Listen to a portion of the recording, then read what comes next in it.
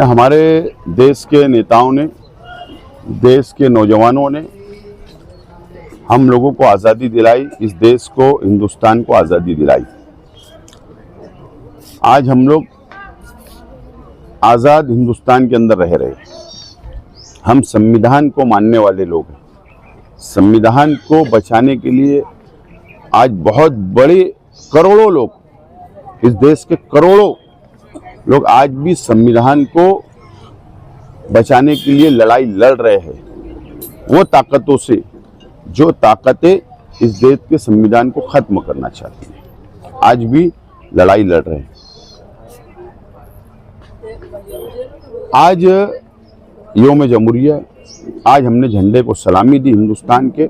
हमको फख्र है, हमको बहुत फख्र है हमारे देश पर, हमारे देश के झंडे पर, हमारे देश के राष्ट्रगीत पर बहुत हमको फख्र है। लेकिन जिस हिसाब से इस देश के अंदर काले कानून बनाए जा रहे हैं, विशेष खुसूसी तौर पर एक धर्म, एक समाज के खिलाफ काले कानून बनाए जा रहे हैं। जो हमारे नेताओं ने इस देश को आज़ादी दिलाई, हमारे पुरखों ने आज़ादी दिलाई, हमारे उलमाओं ने आज़ादी दिलाई, आज अगर वो दुनिया में होते तो आज वो ये अपनी आंखों से जब देखते कि ये काले कानून विशेष एक समाज के लिए बनाए जा रहे हैं, तो उनको भी अफसोस होता।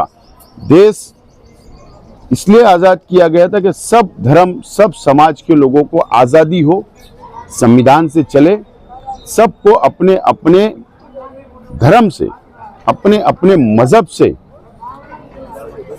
रहने का पूरा अधिकार, पूरा इख्तियार इस देश के अंदर मिले।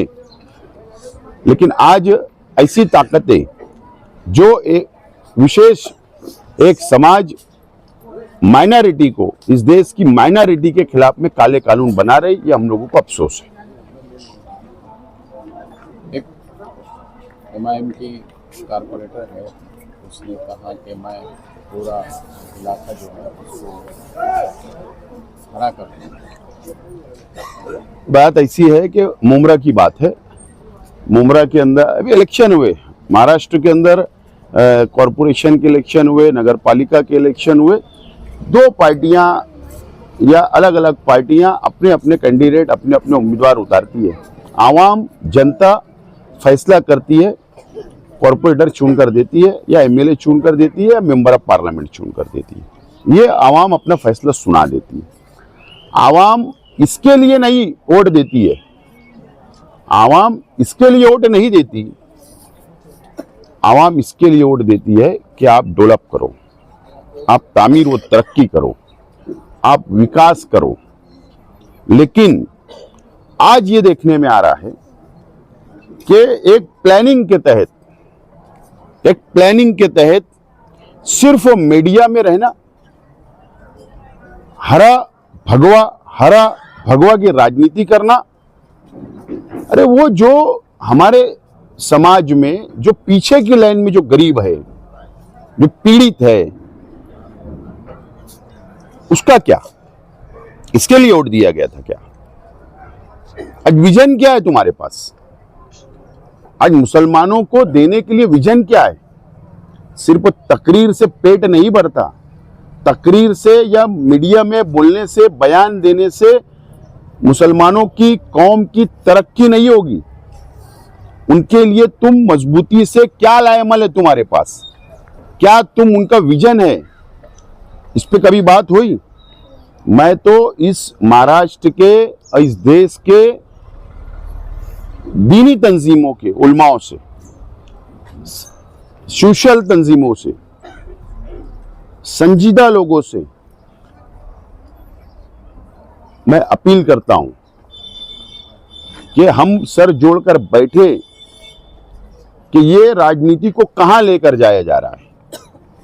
इसके लिए मुसलमानों के पास विजन क्या है, हमारे मसाइल क्या है, हमारी कौम के मसाइल क्या है, हमारा तालीम में गिराव कितना है, हमारा रोजगार में गिराव कितना है, हमारे कितने नौजवान बेरोजगार है, कितने लोगों के घरों पर छत नहीं है, कितने लोगों के पास घर नहीं है, कितने लोग भूखे सोते हैं, कितने लोग जेलों में हैं, इसके ऊपर बात नहीं होगी।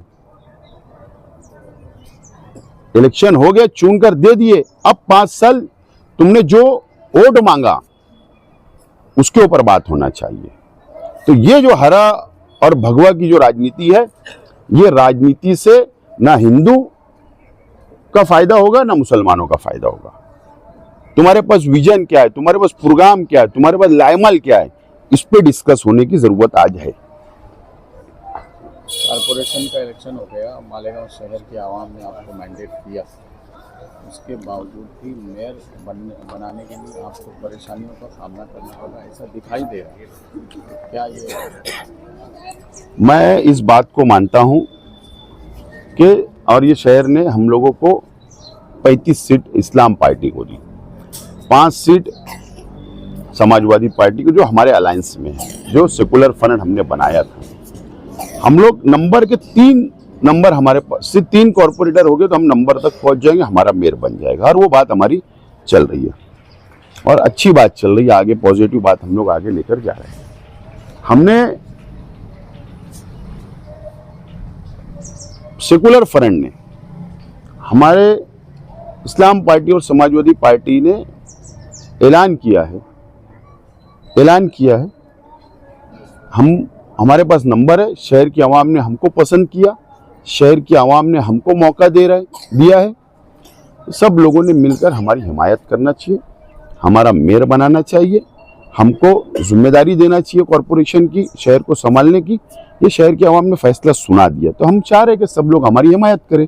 लेकिन अभी तक कोई भी ऑफिशियल, ठीक है, मीडिया के अंदर बोला जा रहा है हम बाहर से हिमायत देंगे, हम अंदर से हिमायत देंगे, वगैरह वगैरह, लेकिन ऑफिशियल जो बातें होती है तो वो बात आज तक आगे नहीं बढ़ रही है। ये सोचने की बात है, लेकिन ठीक है, हर आदमी को अपनी राजनीति, हर आदमी को अपनी पार्टी चलाना है। लेकिन एक बात साफ है, हम हमारा सेकुलर फ्रंट मेयर और डिप्टी मेयर का उम्मीदवार हम लोग खड़ा करेंगे, और जो हमारे साथ पार्टियां साथ में आएंगी, हम बैठकर आपस में तय करके हमारा उम्मीदवार तो हम देंगे उम्मीदवार, और हम कोशिश करेंगे हमारा मेयर बने। ये बात तय है। हार और जीत होती है, हार और जीत हर इलेक्शन में होती है। ये इलेक्शन में अगर हम हार भी गए तो हम अच्छा अपोजिशन का रूल अदा करेंगे, ताकत से रूल अदा करेंगे, और ये शहर का विकास, शहर का डेवलप, ये शहर को जो संभालने का वादा हमने किया, वो हम अपोजिशन में रहकर ये काम को करेंगे और शहर के आवाम के साथ खड़े रहेंगे। एमआईएम की जानिब से ये भी कहा जा रहा है कि उनको जो दावत दी गई कि हमसे मिलने के लिए जो आए, उसमें प्रमुख आप के हैं इस्लाम पार्टी के, तो आपकी तरफ से कुछ नहीं कहा गया कि एमआईएम मेरे साथ आ जाए? नहीं, बात ऐसी है कि हमारे शहरी अध्यक्ष, इस्लाम पार्टी के शहर के सदर, इस्लाम पार्टी के स्टेट के सदर, हमारे पार्लियामेंट्री बोर्ड के जिम्मेदार, समाजवादी पार्टी के ओहदेदारान, पार्लियामेंट्री बोर्ड के जिम्मेदार, ये वक्त गया था ना। तो बात क्या होती है सियासत के अंदर, जब बात शुरू होती है, पहल तो हमने कर दी, लेकिन वहां से भी तो कोई वक्त, ठीक है तुम मत आओ ना, शेख आसिफ नहीं आए तो ये कोई बात थोड़ी हुई, तुम भी मत आओ, तुम्हारे 4 जिम्मेदार 5 जिम्मेदार तो भेजो, तो बात आगे बढ़ती है ना। मैं बोला है ना कि पर्दे के पीछे बहुत कुछ चल रहा है, पर्दे के पीछे बहुत बड़ी राजनीति चल रही है, ठीक है, हमको दिखता है, हम देख रहे हैं, हम समझ रहे हैं, इसीलिए जुमला कहा कि हम हर हाल में मेयर का उम्मीदवार, डिप्टी मेयर का उम्मीदवार उतारेंगे। हार और जीत हाउस के अंदर तय होगी, और अगर अपोजिशन में बैठने का हम हार गए तो अपोजिशन में बैठने की हमारी मुकम्मल तैयारी है।